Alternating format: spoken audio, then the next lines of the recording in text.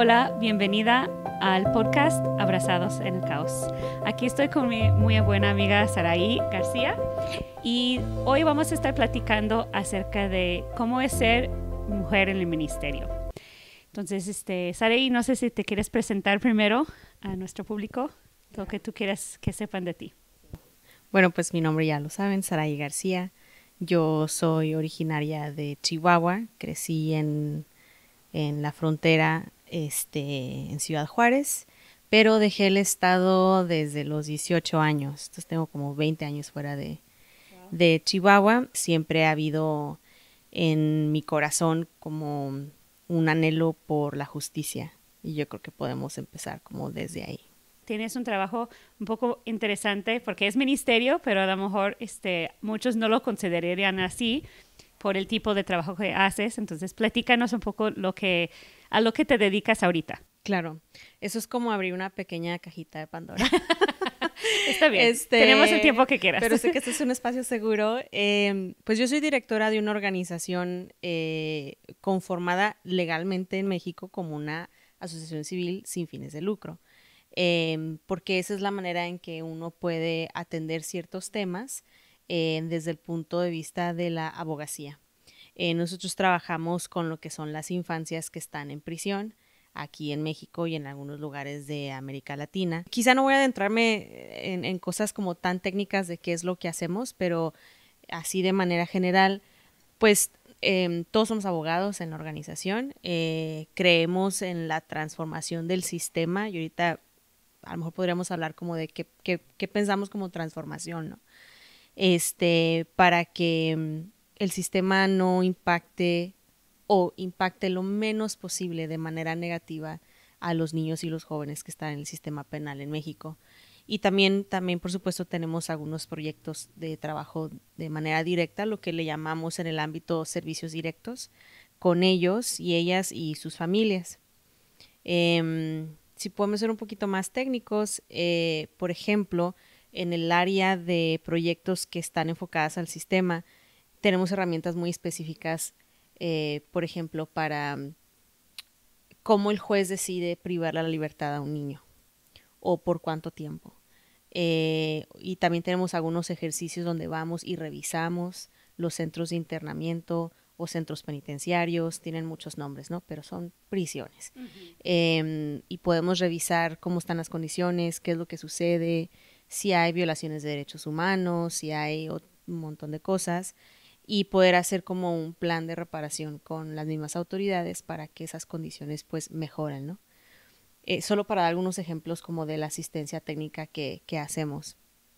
Y ya del lado de los servicios directos, pues depende de las necesidades que nosotros vemos. Hay ciudades donde la comida es escasa o los adolescentes... Dentro de las prisiones. Dentro de las prisiones. Okay. O los adolescentes no tienen muchos enseres básicos. Durante la pandemia me acuerdo que donamos una bomba de agua porque sí hay todavía centros que no tienen agua potable. Wow, qué triste. Ajá. Hay de todo en el país. Hay centros que a lo mejor tienen una infraestructura más moderna o equipada y otros que no, ¿no? Hay de todo. Uno de nuestros proyectos principales es algo que le llamamos la reunificación familiar. En los estados que son de territorio amplio como Chihuahua, Sonora, podemos pensar también en Guerrero o en Chiapas, el costo del transporte para las familias para visitar a sus hijos o hijas es muy alto. Piensa que pues tú sabes, aquí en Chihuahua, si el adolescente está en Ciudad Juárez y su familia está en Chihuahua, un boleto redondo en autobús son 1,900 pesos, mínimo. Entonces nuestro proyecto de reunificación familiar, pues nosotros proveemos este transporte una vez al mes. Wow, es mucho trabajo. Ahora vamos a lo personal de esto, ¿no? La carnita de esto.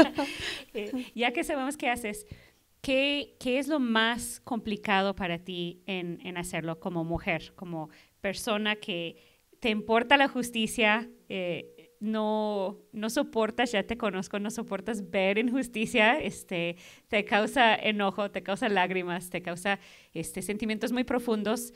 Entonces, cuéntanos al estar trabajando en esto, ¿cómo lo haces? ¿Cuáles son los retos para ti como mujer, como persona? Híjole, son bastantes y son como en diferentes niveles de mi persona. Está la parte como social, porque a fin de cuentas vivimos en un país con muchos matices machistas todavía. En las diferentes mesas de toma de decisión donde se colabora con jueces, magistrados o ministerios públicos o la presidenta de la Comisión de Derechos Humanos o N autoridades que tienen poder de decisión, sí hay pues un elemento de género. Entonces, de alguna manera eso es un reto muy grande, ¿no? Yo sé que yo tengo, mi vara es más alta, mi vara de mi agencia personal y de cómo yo me acerco al sistema, cómo trabajo con ellos, mi vara es más alta porque tengo que ser excelente y lo que le sigue. Y comprobar mi conocimiento, comprobar mi capacidad de cumplir acuerdos, de trabajo. Es Y como simplemente por tu género, por ser mujer. simplemente por ser mujer y por ser joven también, ¿no? He estado en discusiones un poquito, te voy a dar un ejemplo. En la pandemia, el gobernador de Puebla, descansa en paz, falleció creo que el año pasado o el antepasado. Él también tenía una mañanera en YouTube y un día, con un sentimiento heroico, anunció que los adolescentes iban a ser movidos al centro de adultos, aquí tenemos un sistema completamente separados, y utilizar el centro de adolescentes como hospital COVID para las personas privadas de la libertad. Wow. Lo cual es contrario a un montón de leyes nuestras, a la ley nacional en el sistema de adolescentes, a las recomendaciones internacionales de la Corte Interamericana de Derechos Humanos, etc., etc. Nosotros interpusimos medidas cautelares ante la Corte Interamericana con otras organizaciones, pero también pues hicimos un comunicado, ¿no? Nos contactaron en el momento las autoridades de Puebla y recuerdo que estábamos en un Zoom, el presidente del tribunal, uno de los jueces especializados de adolescentes, estaba ahí también la Comisión Estatal de Derechos Humanos, bueno, varios personajes. Y pues bueno, nosotros como organizaciones pues hacemos nuestro trabajo, nuestra tarea de revisar jurisprudencia, sobre todo si la Corte ya te acepta las medidas cautelares es porque hay un fundamento legal detrás de eso.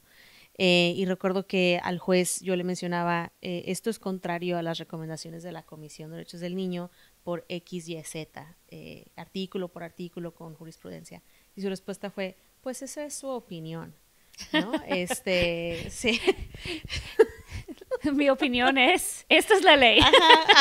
Pues esa es su opinión, Lick, y enojado, ¿no? O sea, también él estaba enojado. Yo rara vez, a pesar de que he estado en conversaciones que son totalmente ridículas y me puede hervir la sangre, rara vez pierdo los estribos, ¿no? Uh-huh. Porque también como mujer no te puedes permitir en un diálogo, en una mesa con hombres con poder de decisión, no te puedes permitir perder el control. A lo mejor yo sí, pero tú no. Pues sí. Y recuerdo tristemente, y recuerdo que sí me dijo, pues eso bueno, es lo triste opinión. Es que los hombres sí puedan. Ajá. No de que nosotros no podamos. Y yo creo que digo, pues esa es su opinión, licenciada. Y pues sí, ahí sí me exalté un poquito, le dije, pues sí, será mi opinión y mi interpretación, pero yo soy maestra en Derecho Internacional y llevo dirigiendo esta organización por X número. Sí. Bueno, entonces sí hay un elemento ahí de género, por supuesto. Ese sería como uno de los retos.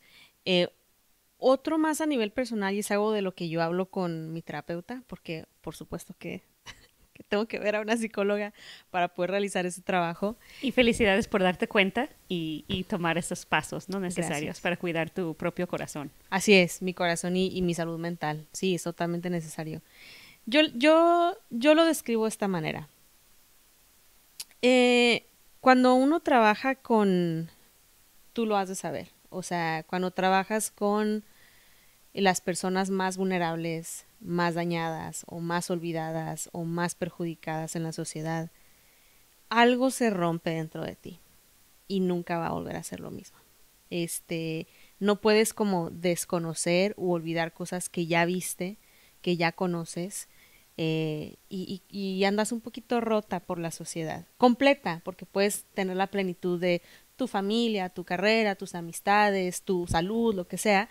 Hasta la satisfacción de lo que estás haciendo Totalmente. al intentar hacer un cambio, ¿no? Totalmente, pero algo en ti siempre va a estar roto. Y esa pequeña herida es la que creo yo es compleja y a lo mejor muy pocos la pueden entender. Y yo siento que también muy pocos se pueden relacionar con ella. Entonces ese también es como un reto, ¿no? Porque muchas veces cargas con esta carga o pues sí, en la soledad.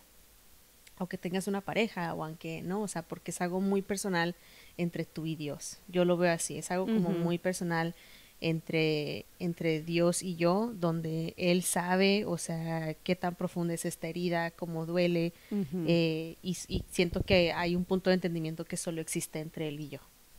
Esa es otra cosa. Y bueno, partiendo de ahí, porque yo sé que tienes mucho más que decir, sí. Pero me gustaría pausar ahí y hablar de esto, de que hablas de que es algo que solo Dios conoce de ti, ¿no? ¿Cómo has sentido ese abrazo de Dios? Porque estamos hablando del abrazo que sentimos de parte de Dios en el caos. Yo sé que es lo que estás comunicando, pero me gustaría pedirte ser un poquito más vulnerable todavía. Ya sé que ya lo está haciendo y de veras gracias. Pero ¿cómo ha sido? O sea, ¿cómo sientes ese abrazo de parte de Dios? ¿Cómo sientes que Él trata de tu corazón ya hecho pedazos en cierta forma? ¿Y cómo te fortalece para poder seguir haciendo ese trabajo? Porque obviamente cuando estamos rotos es muy complicado seguir adelante, aún en nuestra vida personal. Porque sí nos afecta nuestra vida personal el estar trabajando en estas condiciones, viendo pues los efectos del pecado tan gacho en el mundo. Pero, o sea, yo sé que has podido seguir adelante, ya tienes varios años en este trabajo y en otros que han sido a lo mejor hasta más pesados en cuanto a ministerio a personas rotas. ¿Cómo has sentido, cómo te ha ayudado saber que Dios conoce esa parte de tu corazón y está contigo? Yo me lo imagino como si yo fuera un soldado en la guerra. Y hay periodos donde encuentras un lugar de reposo, de descanso, y me ha tomado tiempo, pero yo sí soy muy celosa de mi tiempo libre, y de mi salud mental y de las cosas que yo sé que necesito hacer para nutrirme, ¿no? Entonces, y lo aprendí a la mala, pero esa es una. Yo lo veo como que siento muy fuerte por parte de Dios que Él me equipó para hacer esto y que no importa qué tan rota esté, ahí está su gracia. Sé que ahí está su fortaleza y también sé que pues Dios ama a estos niños mucho más de lo que yo pueda, ¿no? Sí. O sea, mucho más. Y su corazón duele mucho más que el tuyo. Mucho más que el mío, mucho más. Entonces, así es como yo he encontrado en parte como en mi intimidad con Dios, pero también tengo un hermoso sistema de apoyo. Yo creo que me ayuda mucho el ser extrovertida. He vivido en varios lugares a través de mi vida, entonces he dejado excelentes amigas en varias partes, ¿no? Tres de mis mejores amigas viven en Monterrey, donde viví ahí 8 años. Otras viven en la Ciudad de México, donde radico en el momento. Aquí todavía me quedan una o dos excelentes amistades. Y sucede que también atraes a otras personas que están en causas similares, ¿no? Entonces en Ciudad de México tengo algunas amigas que también se dedican a temas de justicia social y compartimos este dolor y este pesar y este anhelo derecho humanista, ¿no? De querer pues brindarle a las personas una mayor protección. Yo creo enteramente en que las relaciones se nutren, no nada más tomas tú, pero tú también das. Ayuda también que soy soltera, entonces no tengo que repartir mi tiempo, me explico, o sea, a lo mejor con un esposo, un hijo, una hija, todo mi tiempo libre es para mí y mis amigas, ¿no? Y aunque soy muy unida a mi familia, tú eres testigo de eso. Sí. Pues yo entiendo que al vivir sola necesitas esa familia extendida donde tú vives, ¿no? Entonces, no por un plan de conveniencia o en un plan ay, necesito una red de apoyo fuerte. Me gusta mucho nutrir mis amistades. Yo no tengo hermanas, tengo nada más 2 hermanos. Y varias de mis amigas, yo puedo decir que son como mis hermanas. Y ellas son las que me acompañan, y yo también las acompaño en esos momentos difíciles, o conocen mi corazón, yo el de ellas. Y si puedo agregar un poquito más en eso, o sea, la, la, l- este actuar del cuerpo de Cristo como familia tiene que ser probado. O sea, no, yo entiendo que uno puede ir a una iglesia y las cosas son bonitas y se sienten bien y la gente te saluda y te sientes en un ambiente muy familiar porque ahí está el amor de Cristo. Em, pero esta dinámica de cómo el cuerpo de Cristo se vuelve realidad y lo puedes ver y lo puedes probar y lo puedes disfrutar, yo creo que se prueba en los tiempos difíciles. Al menos yo lo he vivido así. A mí hablando un poquito de la mujer en el ministerio, a mí me tomó un tiempo encontrar una iglesia, bastante tiempo. Yo creo que duré al menos unos 2 años y medio que no encontraba un lugar donde yo pudiera sentirme aceptada en familia, no discriminada por ser mujer o por ser mujer soltera o por ser mujer en una posición de liderazgo, ¿no? O sea, el discurso en las iglesias, en todas las que visité, era muy agresivo. No había un lugar para mí en el liderazgo en cualquier ámbito de la ciudad. Para las personas que nos escuchan, yo no creo en la separación de ministerio y secular. Ese es un concepto griego, no necesariamente un concepto judío incluso. Sí.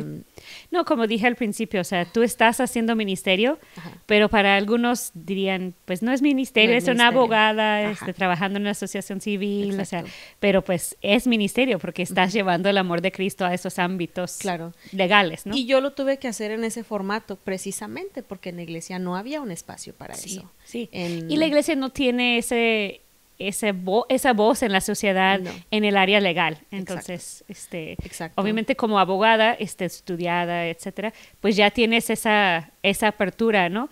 Que pues la mayoría en la iglesia no tenemos, porque no tenemos tus estudios, no entendemos la ley de la forma que tú entiendes. Entonces no podemos impactar con el amor de Dios la ley, porque simplemente no tenemos el conocimiento. Entonces tú tienes esa ventaja de que te preparaste en esa manera, ¿no? Entonces, yo sí veo que estás haciendo ministerio, aunque para los que estás trabajando en el gobierno no tiene nada que ver con lo que están haciendo, pero sí estás llevando el amor de Dios, a esos ámbitos de la ley. Entonces, Por es algo supuesto. muy... Y hay iglesias, digo, para como retomar, también, sí. retomar, sí hay iglesias que no nos ven como ministerio. Sí, seguramente. Y hay iglesias y pastores que nos han dicho, no te puedo apoyar porque no estás predicando el evangelio en la cárcel.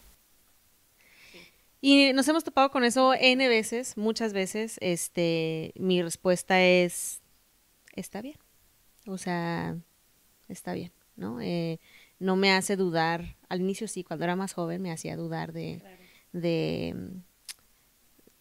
no me gusta decir mi llamado, porque me pone al centro de esta historia, el centro es Cristo, no somos nosotros, pero de lo que yo quería como dedicarme, sí cuando era más joven sí me traía como ciertas dudas. Yo recuerdo, sin ventanear a nadie, cuando me gradué de la maestría, quería ir a trabajar con sobrevivientes de trata sexual. Y me acuerdo que me acerqué con el pastor de aquel entonces, de la iglesia donde yo asistía, y yo no buscaba que la iglesia, bueno, si la iglesia me quería dar ofrenda, qué padre, ¿no? Yo estaba levantando fondos y tú sabes que como mexicanos y latinos es mucho más difícil levantar fondos, pero mi intención era tener una cobertura, ¿no? Porque eso nos enseñaron, debes de tener una cobertura.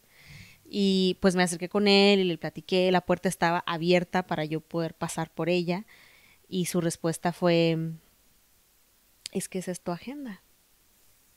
No te conozco, me dice, nosotros plantamos iglesias. Bueno, en aquel entonces sucedió eso y yo tenía 26, 27 años por ahí, pues destrozada, era una niña, ¿no? Y recuerdo que un misionero con quien fui a trabajar en aquel entonces me dijo, consigue un grupo de personas que te bendigan para hacer tu trabajo. Es todo lo que necesitas. Y ha sido los mejores consejos que me han dado en la vida. Y eso hice. Y Dios abrió las puertas y ahí comenzó todo. Ahí comenzó este camino un poco loco y pesado de pues abogar por las personas que necesitan estos apoyos, ¿no? Habiendo dicho esto, tanto en la sociedad como en la iglesia, o sea, yo sé que estoy rompiendo un paradigma. 1, soy mujer. 2, soy mujer soltera. 3, soy una mujer latina. 4, pues que tengo una muy buena educación. O sea, soy altamente educada para este ámbito, ¿no? Sí, así es. Cuando yo me gradué de la carrera y de la maestría y estaba en esta iglesia que te comento, y luego pues comencé mi trabajo con sobrevivientes de trata. Para ese entonces ya tenía 27, 28, llegué como a los 30, yo seguía soltera. Y yo me empecé a dar cuenta que como que no hay un lugar para las mujeres en sus 30 solteras en la iglesia, porque no eres joven, no eres parte del grupo de jóvenes, no eres mamá, no eres esposa. Sí. Entonces la iglesia no sabe dónde ponerte, ¿no? Y la iglesia como que anhela que te cases. Y entonces ya tienes un lugar. Bueno, yo seguía cumpliendo años y seguía soltera y no había como un lugar en la iglesia, ¿no? Para, pues sí, para encontrar tu lugar en el cuerpo de Cristo mientras sigues avanzando o yo seguía avanzando como en mi trabajo en pro de la justicia. Al darme cuenta de esto, yo tomé una decisión. No sé qué tan... Yo siento que Dios ha respetado esa decisión porque Él es papá y hay muchos casos de negociación en la Biblia con Dios.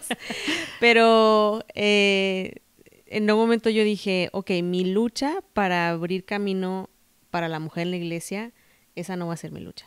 Mi lucha va a ser fuera de la iglesia.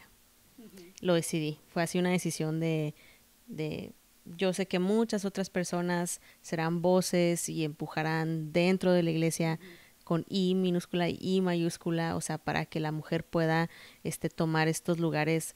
Fuera de la iglesia, también es romper un molde, porque en el mundo de los derechos humanos y en el de la justicia generalmente son liderados por hombres norteamericanos o europeos, y ser una mujer de nuevo latina, joven, definitivamente ha roto muchos moldes ante la sociedad. Yo lo veo con las personas que llegamos a colaborar.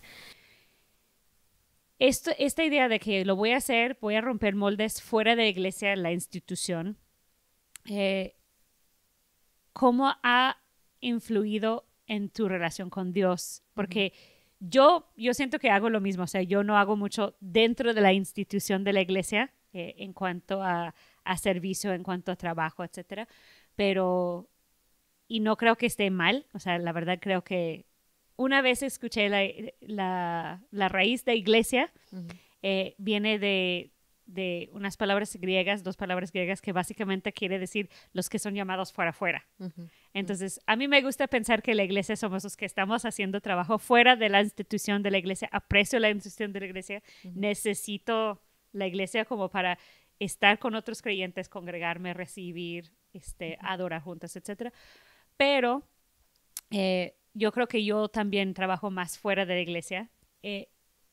¿Cómo ha influido en tu relación con Dios esta decisión de que, ok, mi idea creciendo a lo mejor en la iglesia mexicana era que la manera de servir a Dios es dentro de las 4 paredes? Yo ya tomé la decisión de hacerlo fuera. ¿Cómo ha cambiado tu relación con Dios específicamente? No solamente con la sociedad, sino con Dios. Híjole, va a sonar un poquito triste, pero siento que puedo lograr lo que sea. O sea, es una libertad que yo no había experimentado hasta que tomé esa decisión. Y es una libertad que llega a todos los ámbitos de mi persona.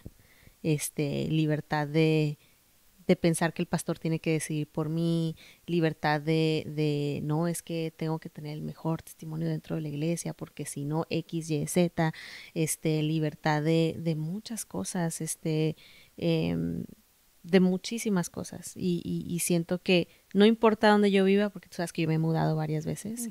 Y has participado en varios ministerios diferentes, tipos de ministerios diferentes. Exacto. Entonces, sí. Entonces, esa libertad de no importa donde yo esté, pues el que me acompaña y me sostiene es Dios. aunque tarde en encontrar una iglesia o tarde, ¿no? Porque esa red de la iglesia y del cuerpo de Cristo ya está ahí. Y te bendice como cuando eres misionero y te vas del otro lado del mundo, pues ya no estás físicamente en tu iglesia, ¿no? Pero tu iglesia te respalda, te bendice, se mantiene conectada contigo. Entonces es algo así. O sea, yo siento que mi relación con Dios fue más como para afianzar su apoyo, ¿no? En todo momento. O sea, estoy entendiendo, y corrígeme si estoy mal, pero has tenido que depender más de Dios y de su dirección directa por esta decisión de estar más enfocada en cambiar el mundo fuera de la institución de la iglesia. Totalmente. Sí. Sí, ya lo pones en ámbitos prácticos y te pones a pensar, pues quien va a vivir mi vida, pues soy yo, ¿no? O sea, yo soy responsable de cómo se ve esta vida, con las decisiones que yo tomo, ¿no? Entonces, no es ni mi familia, ni mi mamá, ¿no? O sea, quien llega a vivir esta vida y en este cuerpo día a día soy yo. Y cada uno somos responsables delante de Dios. Eso es muy claro en la Biblia. O sea, no podemos responsabilizar a la iglesia, a la institución de la iglesia, por las decisiones que tomamos o no tomamos, por el fruto que demos o no demos. Yo soy responsable de mis decisiones y como yo vivo la palabra de Dios, como yo vivo esta conexión con Dios, ¿no? Entonces, pues me encanta escuchar que te dio libertad, ¿no? O sea, tienes la libertad de simplemente vivir como Dios te está dando a entender. Y no es así como que, pues voy a hacer mi voluntad y, o sea, lo que yo quiero. No es lo que estás diciendo. Aclaro para las personas que nos están escuchando. No es lo que estoy diciendo. Yo te conozco, yo sé que no estás con esa actitud. Pero tenemos la libertad de que me puedo equivocar también. Y esto es bien importante porque, como dices, como muchas veces en la institución de la iglesia o en las instituciones legales, en los ámbitos legales donde estás trabajando, no hay lugar para equivocarnos. Cuando alguien se equivoca es un tache total a veces. O en la iglesia te tienes que sentar, entre comillas, a esperar a que te restaures hasta que ya produzcas el fruto esperado por las personas. Eso es durísimo. Y no creo que sea la manera que Dios nos trata. O sea, bueno, yo en mi persona, yo sé que Dios no me trata así. Y hay sin fines de ejemplos en la Biblia donde las personas se equivocan, tanto hombres como mujeres. A veces la idea de que tenemos que tener el testimonio perfecto que mencionaste. Claro. Y ninguno tenemos ese testimonio perfecto. O sea, a veces se ve públicamente nuestros errores y a veces solo nuestra familia se da cuenta, ¿no? O sea, de cómo nos enojamos, de cómo pues dejamos a un lado cosas que debemos estar haciendo, etcétera. Pero muchas veces en la iglesia y aún en los ámbitos legales, como has mencionado, o sea, no hay lugar a equivocarnos. Entonces me encanta eso de que ahora, de haber tomado esta decisión de que no voy a intentar hacer lo que tengo que hacer de parte de Dios dentro de las cuatro paredes de la iglesia, sí conectada con la iglesia, sí en sumisión a Cristo, a la palabra, etcétera, te dio libertad de simplemente poder equivocarte y poder probar. O sea, creo que muchas veces, yo lo he visto en tu propia vida, en mi vida, simplemente tenemos que seguir adelante, ¿no? O sea, nos equivocamos y a veces sentimos que como que ya. Pero cuando sientes que Dios es el que te guía, o no sientes que no, sino te das cuenta, porque es una realidad, es Dios que te guía y no un jefe, no un esposo, no un papá, etcétera, puedes simplemente decir, Dios, la regué. De verdad, ayúdame a recoger las piezas de lo que rompí y sigue adelante. Sea mi propio corazón, sea el corazón de alguien más, o sea, pues un testimonio intacto que teníamos, que ahora ya no está tan perfecto ante los ojos de los hombres, ¿no? Jesucristo no nos pide perfección, no. Nos pide intentar ser como Él, ¿no? Entonces, Realmente solo nos pide amarlo a Él y amar al prójimo. Eso sí.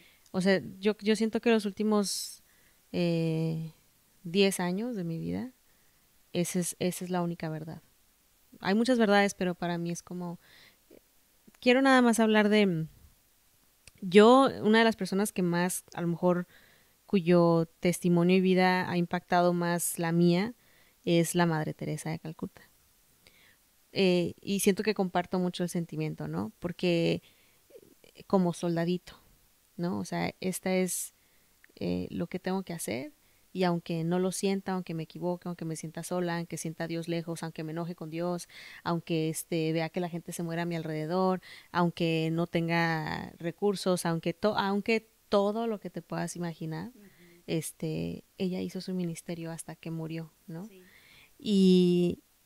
Y tú sabes que yo he pasado por varias tribulaciones, como todas las personas, y yo lo veo así, como que no importa, o sea, no cambia el hecho de lo que ha marcado mi corazón por la justicia desde niña. O sea, nada va a cambiar eso. Esa es parte de quién yo soy. Sí, así te diseñó Dios. Dios te puso así.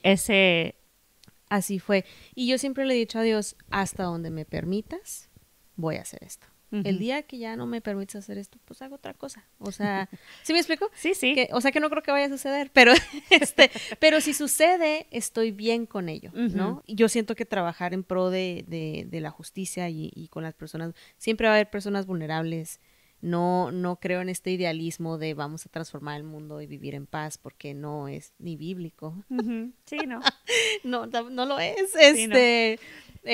Entonces, sí aprendes a avanzar en la justicia y ver cómo retrocede en muchos otros ámbitos. Y eso tampoco determina el que hagas o no la lucha.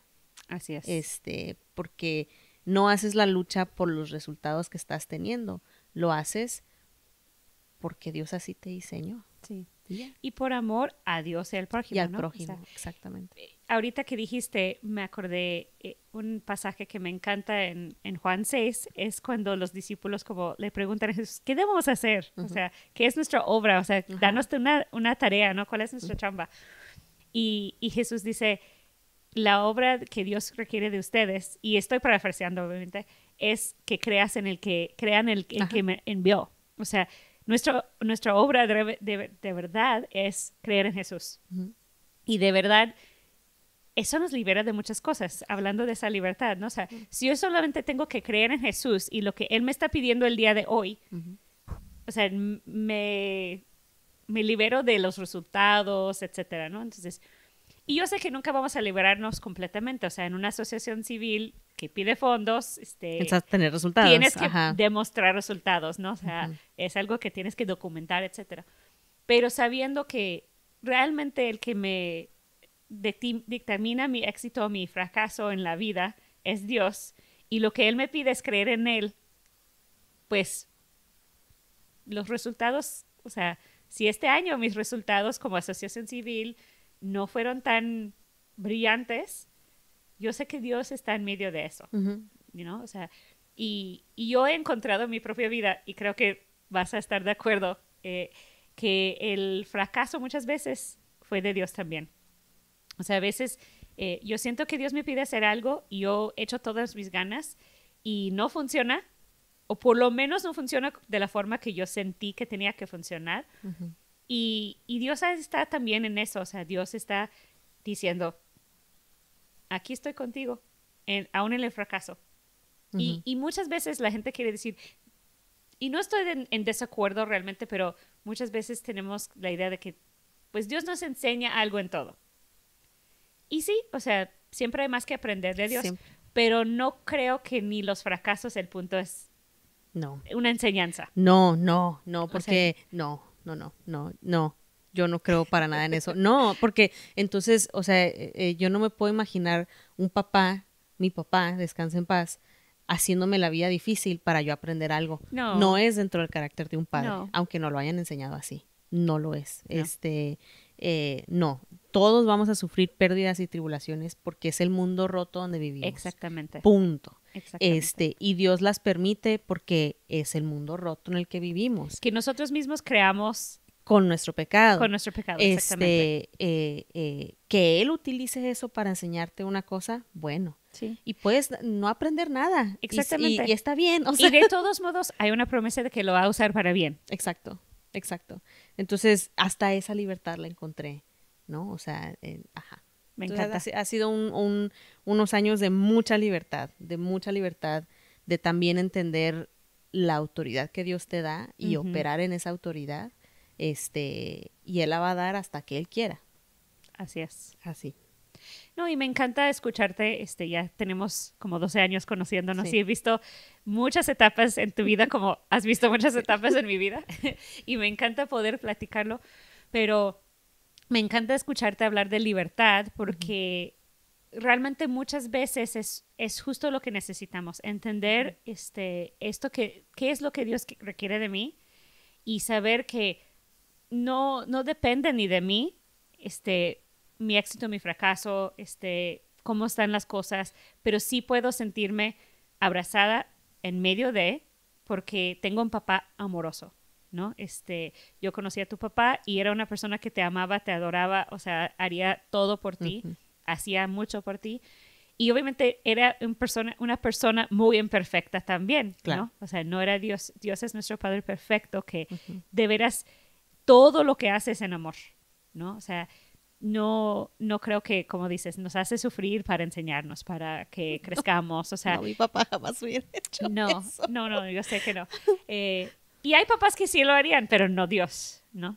Al menos no el mío. Sí. Algo que estás diciendo es, no importa la situación en que te encuentres, aunque seas mujer soltera, aunque la iglesia no te tome en cuenta, aunque los hombres no te tomen en cuenta, las mujeres mismas no te tomen en cuenta, nuestra identidad no está ahí. Y nuestro valor no está ahí. Entonces, algo para finalizar que quisieras que todas escucharan. Claro. Yo las invito a que luchen por encontrar su propia agencia, su agencia personal. Que no cesen, porque la mujer también como que nos reinventamos cada 5 años. Muchas más veces que los hombres tristemente si tienen la oportunidad quizá lo hagan en la Edad Media, quizá no. Hombres también Nunca luchamos por eso, ustedes. es interesante. Sí, hombres también luchamos por ustedes, por su libertad, en cuanto a la salud mental y todas estas cuestiones que quizá el constructo se los priva. Pero como mujeres sí, muy seguido pasamos por este periodo como de reencontrarnos o reinventarnos, ¿no?